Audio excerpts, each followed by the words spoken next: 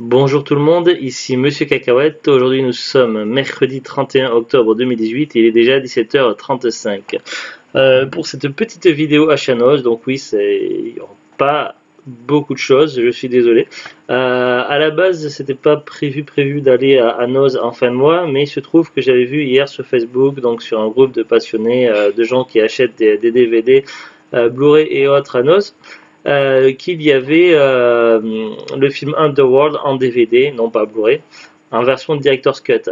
Alors, il se trouve que avec Zuglu, donc c'est une série de films qui nous intéresse beaucoup. Donc moi, j'avais vu les trois premiers il y a longtemps.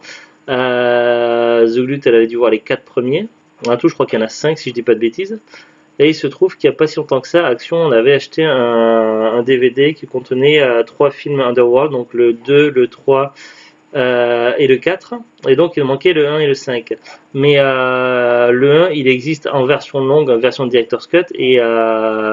Et donc plutôt que d'acheter d'occasion à cash ou ailleurs le premier Underworld, je préfère tomber sur la version Director's Cut plutôt que la classique. Et il se trouve que voilà, j'avais vu sur Facebook comme quoi il y avait dans les nouveaux arrivages DVD, il y avait Underworld 2 et Underworld 1 Director's Cut. Alors on s'est dit aujourd'hui à Zoulut, on va aller à Noz, on va les voir. Donc on est allé au Noz de notre ville voisine.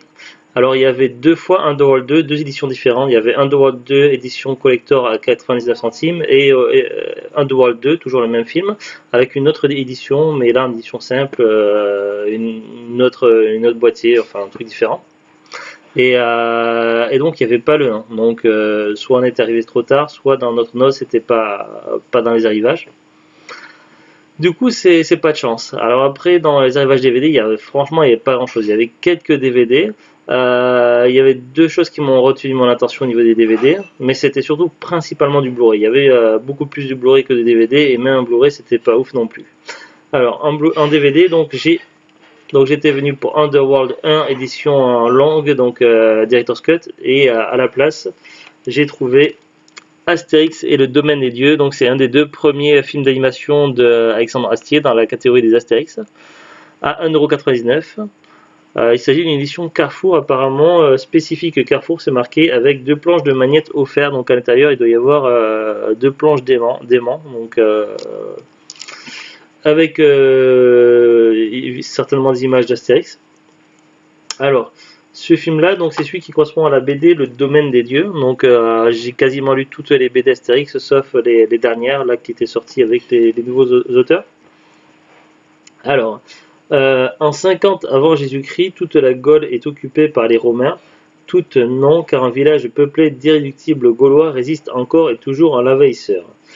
Exaspéré par les situations, Jules César décide de changer de tactique, puisque ses armées sont incapables de s'imposer par la force, c'est la civilisation romaine elle-même qui saura séduire ces barbares.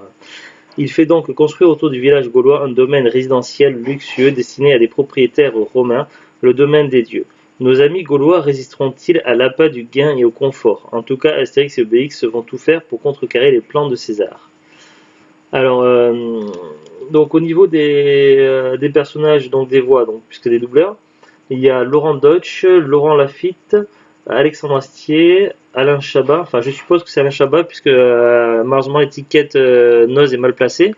Donc on voit seulement Chabat. Donc je pense que c'est Alain Chabat. Ensuite, Elise Moon, Giraldine Nakache, on ne sait pas qui, Lionel Astier, François Morel et Florence Foresti. Donc il y a quand même du beau monde au niveau du casting. Alors, pour revenir, donc ça c'était à 1,99 €, donc ça va, c'est très correct comme prix. Alors pour en revenir donc sur Astérix, donc on va pas revenir sur les BD parce qu'il y en a beaucoup. Mais voilà, donc moi j'ai connu la série d'Astérix à partir des BD et puis des cassettes vidéo. À l'époque, donc mon père avait deux cassettes d'Astérix en VHS.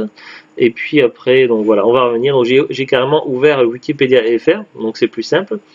Alors, au niveau des films d'animation, puisque c'est vraiment les films d'animation qu'il y a eu avant d'avoir les films avec des acteurs. Alors, il y avait Astérix le Gaulois. Donc celui-là, je l'avais vu à l'époque à l'école primaire quand j'étais gamin. puisque quand il y avait des opérations docteur ou dentiste ou des choses comme ça, avec des contrôles de dentiste, tout ça, avec des petites camionnettes, on allait voir le dentiste un par un, et puis je sais pas quoi, ou quand il y avait des soucis ou je sais pas quoi, ou des grèves, j'en sais trop rien. Souvent, l'école primaire, ce qu'ils faisaient, c'est qu'ils mettaient tous les enfants dans une grande salle qui servait soit pour s'entraîner à chanter, soit pour avec une télé, donc une télé cathodique qu'on plaçait là et ils mettaient une cassette. Alors des fois c'était des dessins animés Astérix et des fois c'était des films Le Petit Dinosaure, là, donc avec Petit Pied, tout ça. Donc voilà, donc j'avais terminé à l'école primaire, donc j'avais vu Astérix le Gaulois de 1967 et Astérix chez les Bretons qui était sorti en 86. Alors moi en cassette vidéo donc que mon père avait, donc c'était Astérix et Cléopâtre de 68 et 12 travaux d'Astérix de 76, donc des films d'animation que j'adore. Je les aime tous à peu près, sauf peut-être ceux que j'ai pas encore vus, donc je sais pas. Astérix la surprise de César, donc celui-là je l'avais vu à la télé quand il passait en période de Noël, je crois, sur M6. Donc c'est sorti en 85. Il y avait Astérix et le coup du menhir sorti en 89, je crois que c'est le seul que je n'ai jamais vu en dessin animé. Ensuite, Astérix et les Indiens, je l'avais vu directement au cinéma, ça c'était avec mon père, il était sorti en 94. Astérix et les Vikings, celui-là je l'avais vu en démat il y a un moment. Moi, je suis pas Je suis désolé, je suis un petit peu aimé. Ah, moi j'aime beaucoup. Je préfère clairement les animations que les films avec les vrais acteurs. Et puis après, il y a eu les deux derniers films Astérix sortis, créés par Alexandre Astier, donc Astérix et le domaine des dieux, 3D, donc celui que l'on a là, et Astérix et le secret de la potion magique, sorti en 2018. Alors, il y a des choses qui changent au niveau des voix. Alors, par exemple, pour Astérix, pour pratiquement tous les films d'animation, c'était Roger Carrel qui faisait la voix. Et pour le dernier, donc Astérix et Secret de la potion magique, sorti en 2018, ce ne sera plus lui, mais la voix de Christian Clavier. Alors, j'ai cherché sur l'affiche de Roger Carrel pourquoi, qu'est-ce qui s'est passé, s'il était toujours vivant.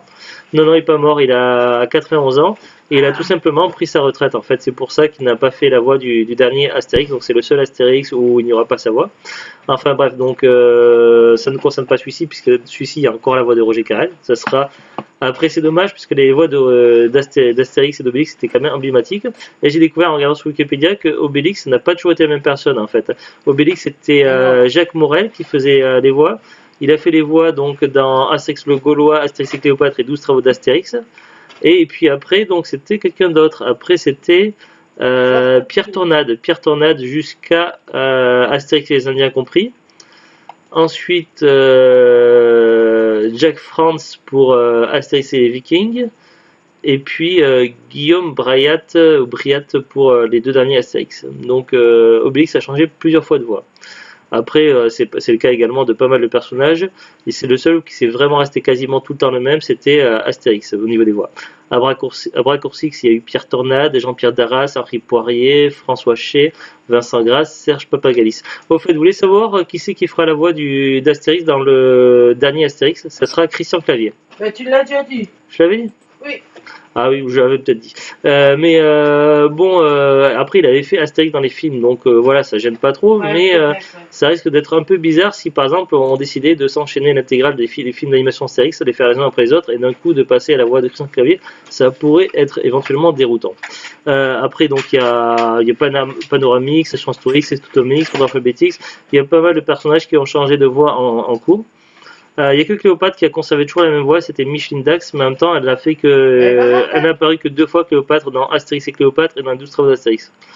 Peut-être qu'elle est morte, je sais pas, il faudra à vérifier. Comme une Renault peut-être. Non, mais ça c'est ta cousine qui pensait qu'elle était morte, mais non. Enfin bref, donc voilà, donc je suis plutôt content. Après, donc c'est un Astérix qui est en 3D, donc pour la collection d'Astérix, du coup, c'est assez simple, il nous manque tous les Astérix sauf celui-ci, en gros. Donc il va y avoir du travail pour compléter la collection.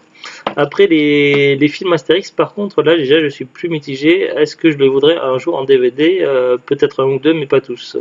Les films au cinéma, donc il y a eu Astérix et Obélix contre César, sorti en 99, j'avais bien aimé, mais voilà, c'était pas ouf quoi, c'était pas mal quand même. Astérix Obélix Mission Cléopâtre, celui-là j'avais bien aimé, je l'avais en DVD autrefois. Astérix et aux Jeux Olympiques, celui-là je l'ai vu une fois mais ça m'a pas marqué du tout, je l'ai pas trouvé super, j'ai pas trouvé terrible. D'accord, Mission Dex est donc morte.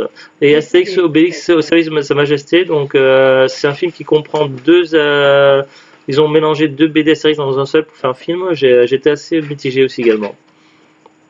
Et le fait qu'ils changent également d'acteur en cours de route, tout ça, donc voilà. J'ai pas été super fan des films avec des vrais acteurs, j'ai pas trouvé ça super. Je préfère largement.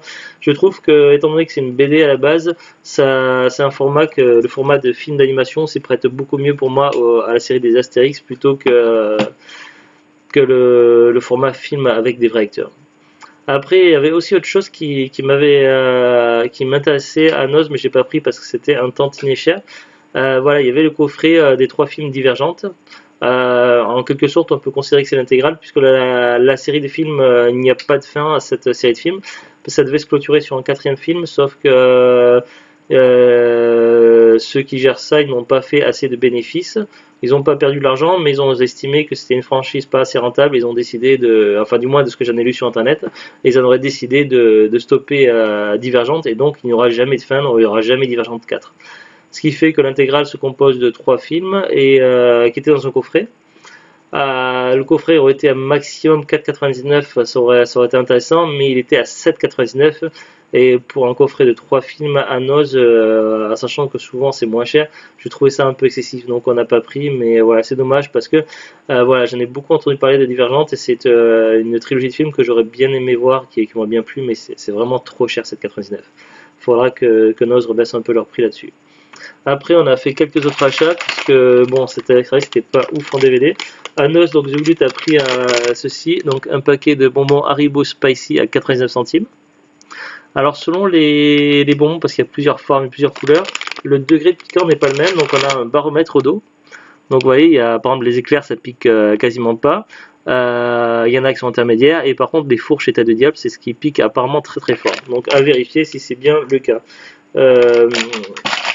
Ensuite, elle a trouvé également, puisque comme elle a démarré une formation il y a peu de temps, des accessoires qui seraient utiles, des trombones et ceci, je sais pas ce que c'est.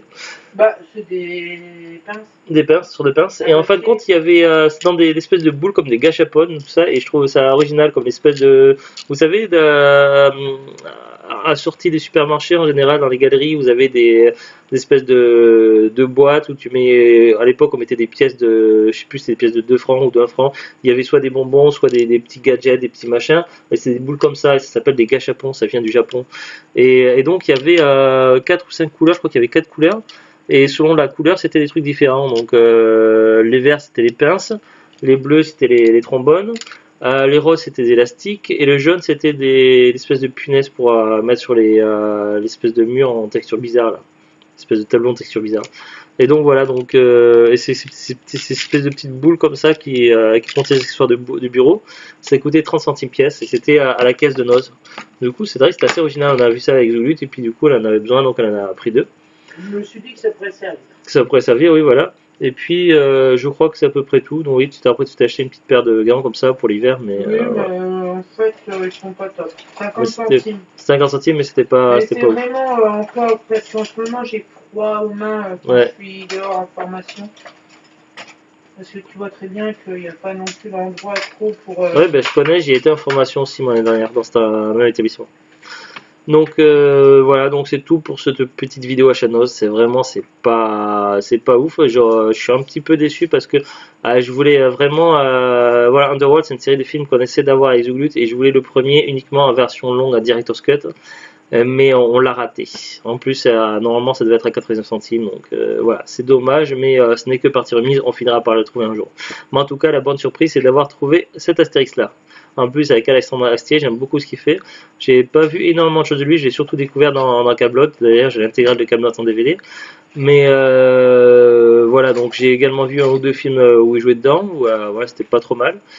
Et puis je l'ai vu également lorsqu'il jouait dans la série de son petit frère, donc HeroCorp aussi, donc il fait une petite apparition. Mais c'est vrai qu'on y voit quand même beaucoup plus son père Lionel Astier. Et un acteur que j'apprécie aussi également pas mal. Donc voilà, je me suis dit qu'en plus ça avait eu pas mal il y a eu pas mal d'échos positifs. Ouais, il y a eu quand même pas mal d'échos positifs sur cette série là, et puis voilà, comme c'est une franchise que j'aime bien, donc voilà, il me le fallait, donc voilà. Et donc, bon, il en manque encore plein. Voilà, c'est tout pour cette petite vidéo. On vous dit à très bientôt et au revoir. Au revoir. Au revoir.